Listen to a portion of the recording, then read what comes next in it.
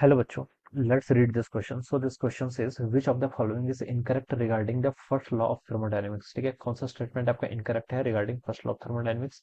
We have given the four options. ठीक है, आपको यहाँ पर four options given है.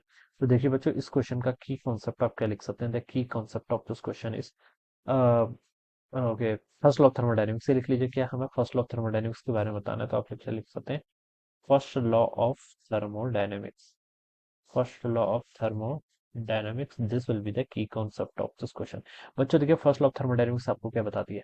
फर्स्ट लॉ ऑफ थर्मोडायनामिक्स बताती है कि अगर आप सिस्टम को delta Q amount of heat देते हैं, तो ये हीट देखिए किस किस फॉर्म में जाती है. कुछ तो अमाउंट ऑफ वर्क डन होता है, ठीक है, प्लस आपका कुछ आपकी जो हीट होती है वो इंटरनल एनर्जी सिस्टम की क्या करती है, इंक्रीज करती है.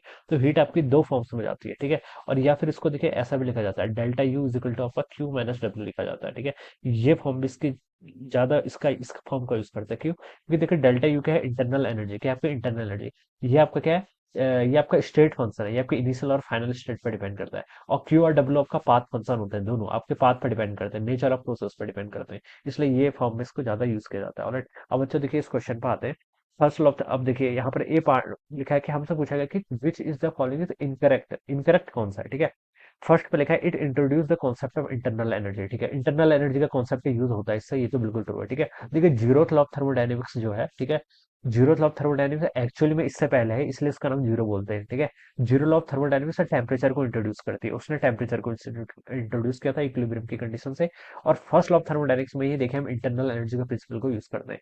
तो ये तो बिल्कुल ट्रू स्टेटमेंट है. ठीक है, ये आपका introduce the concept of internal energy, ये तो बिल्कुल ट्रू है. ठीक है, सेकंड पे लिखा है it introduce the concept of entropy, ये रॉन्ग है. एंट्रोपी का कॉन्सेप्ट देखिए आपके सेकंड लॉ ऑफ थर्मोडायनेमिक्स में बताया था. क्या बताया था? Second law. उसमें बताया था कि जो आपकी चेंज इन एंट्रोपी होती है वो डेल्टा क्यू बाई टी के इक्वल होती है. ठीक है, तो ये आपका सेकंड लॉ ने इंट्रोड्यूस किया था, तो ये फर्स्ट लॉ के रिगार्डिंग इनकरेक्ट है. थर्ड पे लिखा है कि it is not applicable to any cyclic process. First law of thermodynamics not applicable to any cycle, ये आपका रॉन्ग है. ठीक है, लॉ है बेसिकली. लॉ देखिए, लॉ किसी चीज को कब कहते हैं? जब वो ऑलवेज एप्लीकेबल होगी तभी तो लॉ होगी. ठीक है, नॉट एप्लीकेबल वाला ट्रू नहीं होगा. ठीक है, जबकि हम ये बोल सकते हैं जो आपकी साइक्लिक प्रोसेस होती है उसके लिए डेल्टा यू जीरो हो जाएगा, डेल्टा यू जीरो होगा तो डेल्टा क्यू भी जीरो हो सकता है आपका साइक्लिक प्रोसेस में.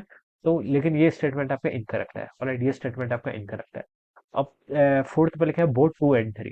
ठीक है, इनकरेक्ट पूछा है ना, इनकरेक्ट कौन सा है? तो बोथ टू एंड थ्री, तो उसका ये ओके, आंसर बताना होगा which of the following is incorrect. Okay, इस क्वेश्चन में हमसे पूछ रहा है कि इनकरेक्ट कौन सा है. ठीक है, तो सेकंड भी इनकरेक्ट है, थर्ड भी इनकरेक्ट है, तो उसका एप्रोप्रिएट आंसर फोर होना चाहिए. क्या होना चाहिए इसका? Option four must be the answer of this question. Question को ध्यान से पढ़ना है, ठीक है, कंफ्यूज नहीं होना है. तो हम क्या लिख सकते हैं? ऑप्शन फोर क्या होगा इसके यहाँ करस्पॉन्डिंग आंसर, इसका राइट आंसर होना चाहिए. Okay, so I hope you are understood this concept. All the best and thank you so